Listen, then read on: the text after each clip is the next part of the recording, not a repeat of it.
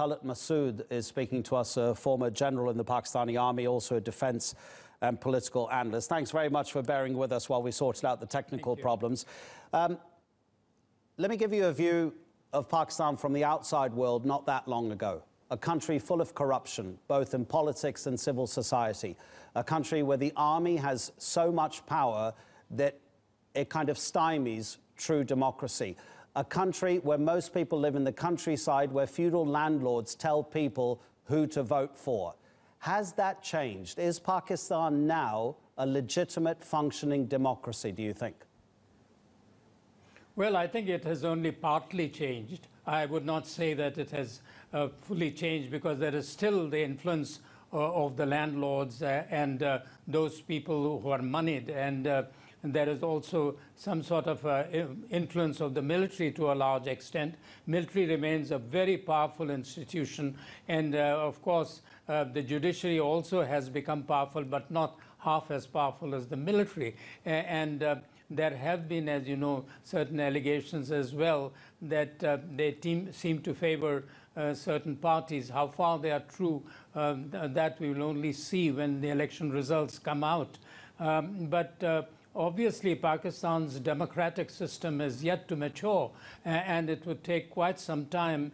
And what is most important is that the institutions should remain neutral and should really adhere to the Constitution and to the rule of law, which, of course, when institutions start flouting that, then you have serious problems, and the country cannot really truly move towards democratic development. And this is exactly what has happened over the years. But of course, the politicians have been equally sort of responsible for the immaturity of Pakistan's political system at the moment. The reason being that they align themselves with certain non-democratic forces in order to sort of get into power. And that is exploited by certain institutions for their own interest to retain power. So this cycle is going on. And we have to see whether these elections would make any difference. Although the economy and other aspects as well are such serious challenges for Pakistan that we genuinely need a very strong, and a stable civilian government, which is unlikely to happen. Predictions are. Can I just pick up on your point about making a difference? I'd really like to get your take on this. The world knows the Sharif family's politics, the PMLN's politics. The world knows the Bhutto family's politics, the PPP's party's politics. What might change in Pakistan if this third party now, this newer party, if Imran Khan became prime minister? Can you imagine for us what might change in the country?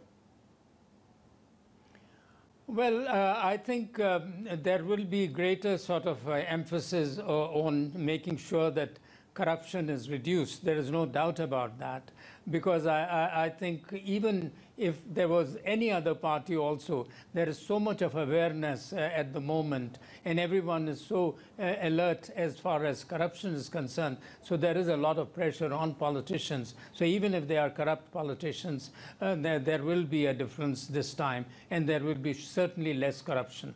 At the same time, I think Imran Khan, although, he's actually fighting the elections with exactly the same type of people who have migrated from the PMLN and PPP and other parties and hold similar views, what you described earlier, that, they are not really very forward-looking.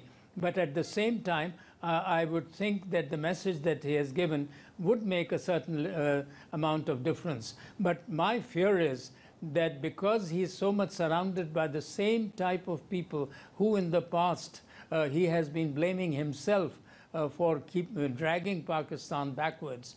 How will he going to influence them? Sure. Because they are the ones who would say that we have brought you into power, and we will determine what sort of policies should you have.